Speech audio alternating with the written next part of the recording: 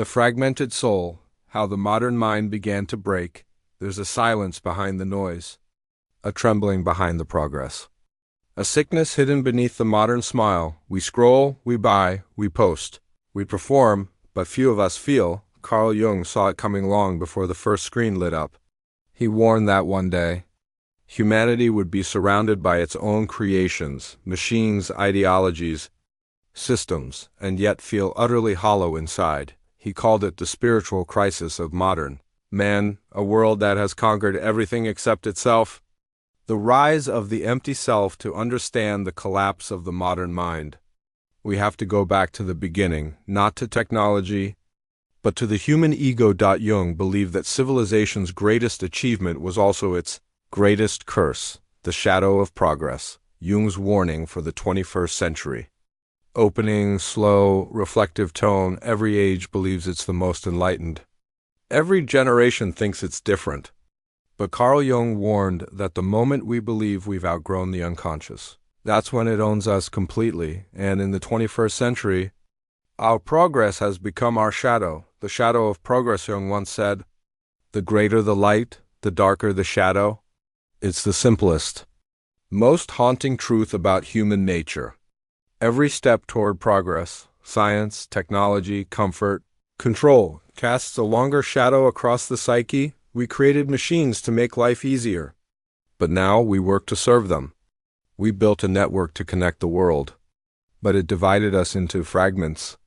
We invented digital identities to express ourselves, but they've become prisons of performance. The shadow of progress is the illusion of freedom. And Jung would say the shadow in the screen. Jung taught that the shadow is the part of the psyche we refuse to acknowledge, the repressed instincts, desires and fears we hide from others and from ourselves. But what happens when billions of shadows are uploaded into a shared digital realm? You get comment sections that devour empathy. You get outrage as entertainment. You get conspiracy as identity. You get a culture addicted to emotional reaction. We call it going viral, but Jung would call it possession. The shadow no longer hides in the unconscious. It trends. He warned that unless the individual confronts their darkness, it will spill out into the world.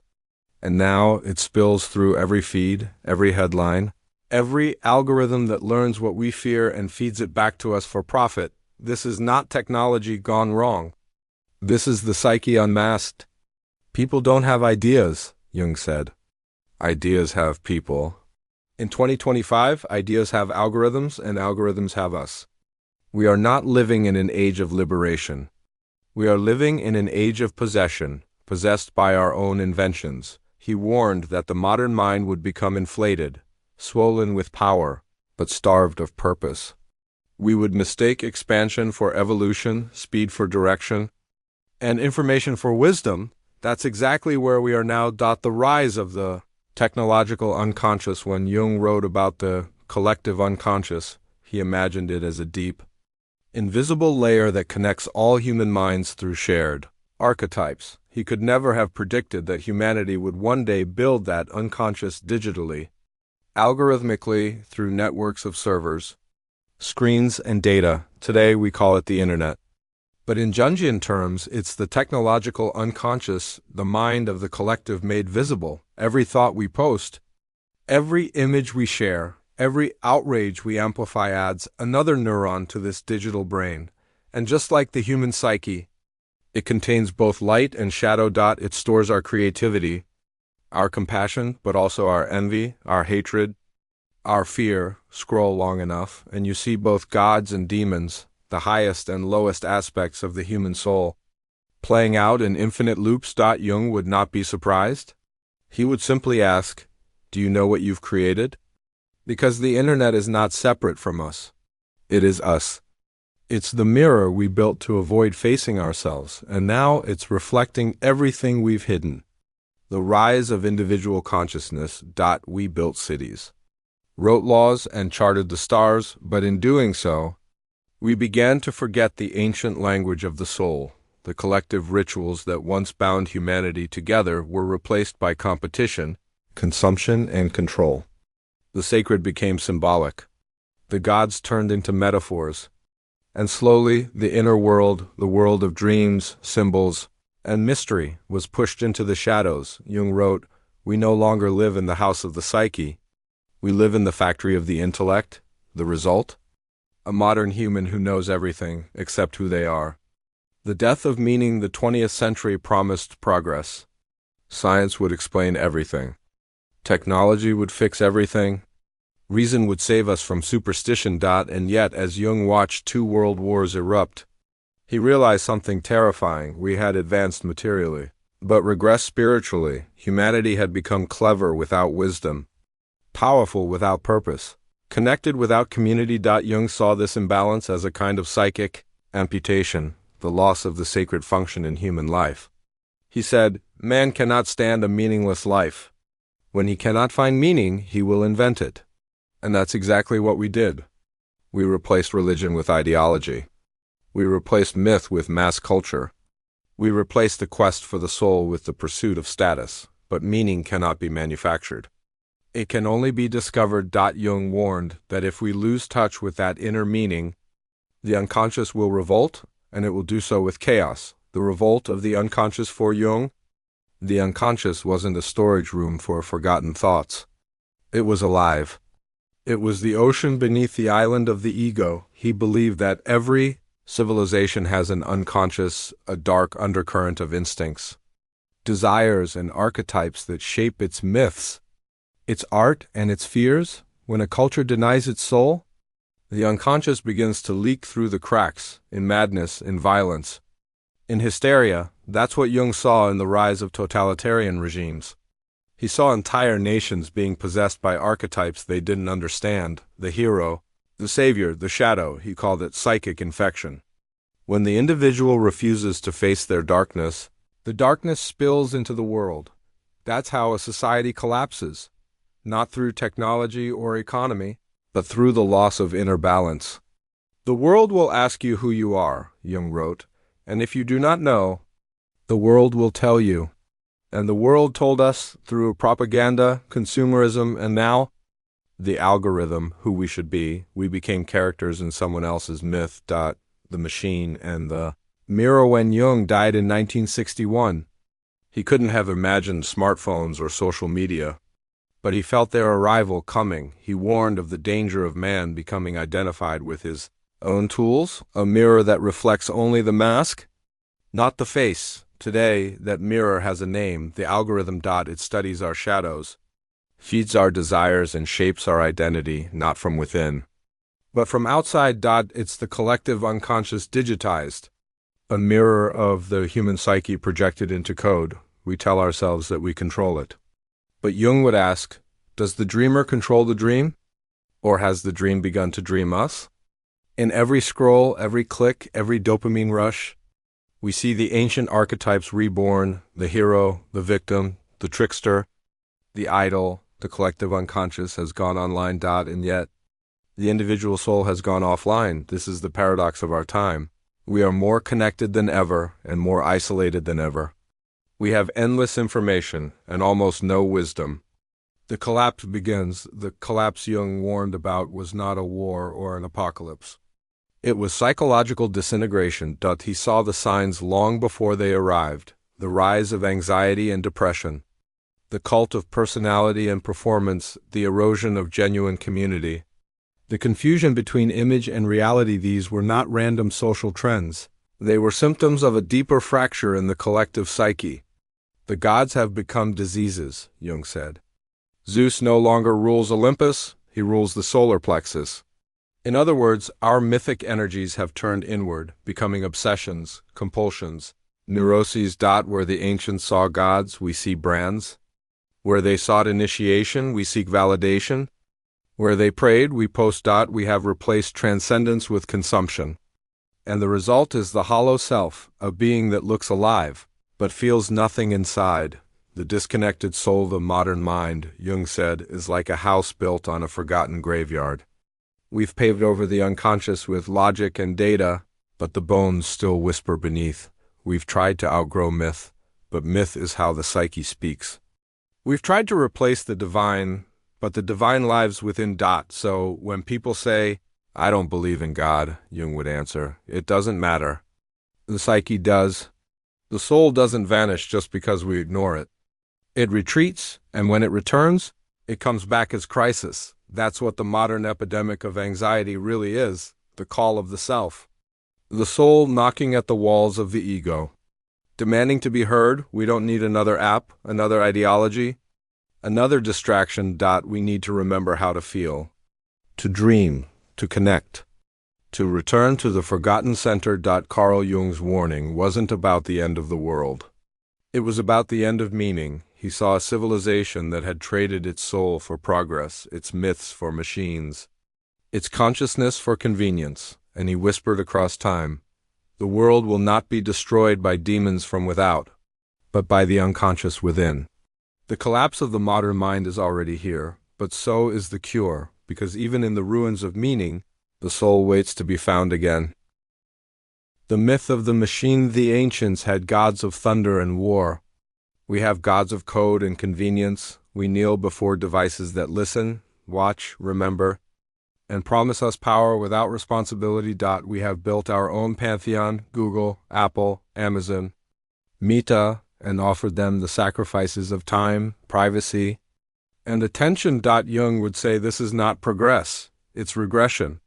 We've returned to idolatry, but instead of stone idols, we worship data. We used to pray for rain. Now we pray for Wi-Fi.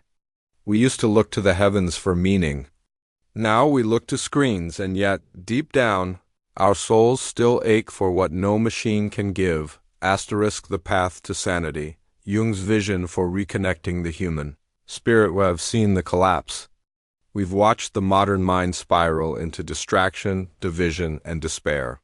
But Jung never ended his story in darkness.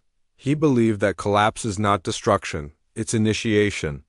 A fall that forces us inward, back to the source of meaning we abandoned. Every civilization must eventually confront its own shadow, and every individual must decide whether to wake up or drift further into sleep. The return to the self. In Jung's language, the self is not the ego. It's the totality, the union of conscious and unconscious, light and shadow, spirit and matter. He wrote, "The privilege of a lifetime is to become who you truly are. But to become who we are, we must first discover who we are not." The ego, our conscious identity, believes it's the whole story. It seeks validation, control, victory. Yet the self whispers from below, "You are more than your mask, more than your mind, more than your history." For Jung, healing begins when the ego surrenders its crown and begins to listen.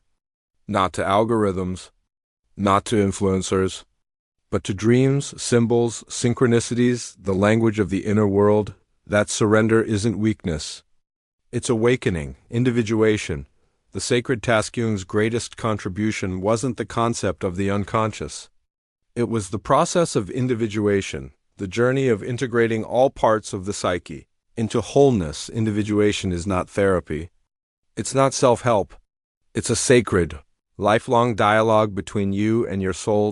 In a world obsessed with external growth, followers, fame, fortune, Jung calls us inward, to grow downward into our roots. He believed every symptom, anxiety, depression, emptiness, is a message from the unconscious calling us toward balance. The question isn't, how do I get rid of it? It's, what is it trying to teach me? Modern culture wants medication for the soul. Jung wanted conversation. One does not become enlightened by imagining figures of light, but by making the darkness conscious. Individuation means facing what we've disowned, the shadow, the pain, the forgotten child, and welcoming it home. It's the alchemy of consciousness, turning lead into light, dreams, messages from the unseen. Jung kept detailed dream journals for decades. He called dreams the small hidden door to the deepest mystery of the soul. Today, we treat dreams as glitches of the brain, but Jung saw them as nightly letters from the unconscious. In a world that never sleeps, we've forgotten how to dream and how to listen. Dreams speak in symbols, not logic. A flooded house might mean emotional overwhelm. A dying animal, an instinct we've neglected. A faceless crowd, the loss of individuality in the digital hive. The modern mind seeks explanation. The dreaming mind seeks integration. Jung believed that when a person interprets a dream truthfully, they recover a lost fragment of their soul. Imagine if our society listened to its collective dreams, the nightmares of pollution, war, addiction, and loneliness. What would they be trying to tell us? The integration of the shadow. To integrate the shadow doesn't mean to justify it. It means to recognize it, to own the darkness instead of projecting it. Our digital culture has perfected projection. We demonize others to feel pure. We externalize our guilt as outrage. What Jung warned, everything that irritates us about others can lead us to an understanding of ourselves. The more we hate the mirror, the more we need to look into it. Integration starts small. A moment of honesty instead of blame. A pause before reacting online. A willingness to admit, yes, that darkness is mine too. In that humility, something miraculous happens. The shadow becomes energy, not enemy. Once acknowledged, the darkness becomes creative fuel. Artists, mystics, and thinkers throughout history have drawn their power from this integration, because the energy of the shadow, when owned, is the energy of life itself. The re-emergence of meaning. Jung said the modern world's greatest sickness is meaninglessness. Without meaning, we lose the will to endure suffering. Without suffering, we lose depth. The solution isn't to escape pain. It's to make it meaningful. Meaning arises when we see our experiences as symbols, chapters of a myth we're living. Connection, transcendence, wholeness. That's why burnout, loneliness, and despair have become the defining emotions of our time. Not because technology failed us, but because we asked it to fill a hole that only the soul can fill. The culture of masks. Jung's concept of the persona, the mask we wear to navigate society, has never been more relevant. In the digital age, the persona has become the product. We curate our existence for validation, perform authenticity for strangers, and measure worth by engagement. We call it content. But it's really the commodification of the self. Jung warned that over-identification with the persona leads to psychological death. Because when you become the mask, you lose the face behind it. The digital persona is addictive because it gives the illusion of control, but every like, every post, every filter pulls us further from the unfiltered truth within. We're drowning in personas, starving for presence. Our souls scroll for something real, and that's exactly what Jung predicted. A civilization lost in roles, forgetting the player. The Archetypes online. Jung's great insight was that humanity repeats its myths over and over in new costumes. And the digital world is just the latest stage for those eternal dramas. Look closely at the internet, and you'll see the ancient archetypes everywhere. The hero, the influencer who promises salvation through lifestyle. The trickster, the meme, the troll, the viral chaos. The shadow, the dark movements and echo chambers of rage. The great mother, the nurturing algorithm that feeds us what we crave. The child, the eternal innocence we long to return to. Jung would say the collective unconscious has simply changed. Medium, from myth to meme, from temple to timeline. The gods never died. They just moved to the cloud. The loss of the inner voice in his later years. Jung wrote about the self, the unifying center of the psyche. The still point where consciousness and unconsciousness meet. He believed that the modern person's greatest task was to listen to that inner voice, to follow it through dreams, intuition, and symbol. But what happens when that voice is drowned in a flood of external noise? Every notification, every ad, every ping pulls the mind outward, fragmenting attention, weakening introspection. We've become so focused on how the world sees us that we've forgotten how to see ourselves. That's the true collapse Jung foresaw, not of civilization, but of interiority. When there's no inner voice left, we can no longer tell what's real. We mistake stimulus for meaning, motion for progress, followers for connection. The modern mind is collapsing under the weight of noise, the age of disconnection in therapy. Jung helped people confront their inner chaos so they could become whole. But who helps a civilization do the same? We have millions of isolated individuals living in a global hive, connected by wires, separated by walls. We chase belonging, but fear intimacy. We worship productivity, but despise stillness. We consume endless information but rarely digest wisdom. Jung would say the collective psyche is starving for meaning. And like any starving being, it's starting to devour itself. The symptoms are everywhere: rage without cause, identity without self-freedom, without direction. The more we try to fix the world externally, the more the internal world crumbles, because the problem isn't out there. It's in here. The prophecy of the Jung didn't see the future in visions of technology or AI. He saw it in the timeless patterns of the soul. He warned that if humanity failed to integrate its unconscious, the shadow would erupt globally in ideology, violence, or madness. He wasn't predicting the end of the world. He was diagnosing its condition. And now, in the 21st century, his diagnosis feels eerily accurate. Our crises are psychological, and until they are faced as such, no political, economic, or technological solution will heal them. Man's task, Jung wrote, is to become conscious of the contents that press upward from the unconscious. In other words, until we face the darkness within, we'll keep projecting it onto everything without, and so the collapse continues, not as an explosion, but as a slow forgetting of what it means to be human. Carl Jung didn't fear progress. He feared what progress would awaken. He knew that every tool humanity creates is a reflection of its psyche.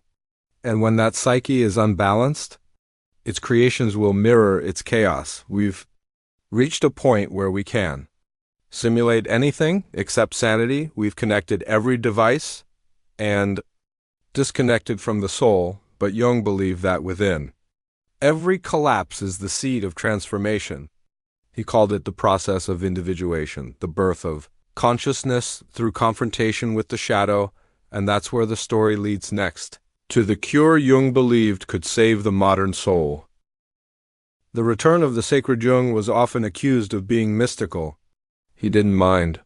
He believed the psyche was naturally religious, not in dogma, but in its hunger for the sacred. The sacred isn't found in temples anymore. It's found in moments, a sunrise, a dream, a breath. He saw God not as an external being, but as a psychological reality, the image of wholeness within us. When that image collapses, the psyche seeks substitutes: money, fame, ideology. That's why modern people feel spiritually starved amid abundance. To Jung, the death of God, Nietzsche declared, wasn't a triumph. It was a wound. And healing that wound means rediscovering the sacred in ordinary life, not by returning to old dogmas, but by awakening the living spirit inside the human heart, the collective. Healing. Jung knew that individual healing contributes to collective healing.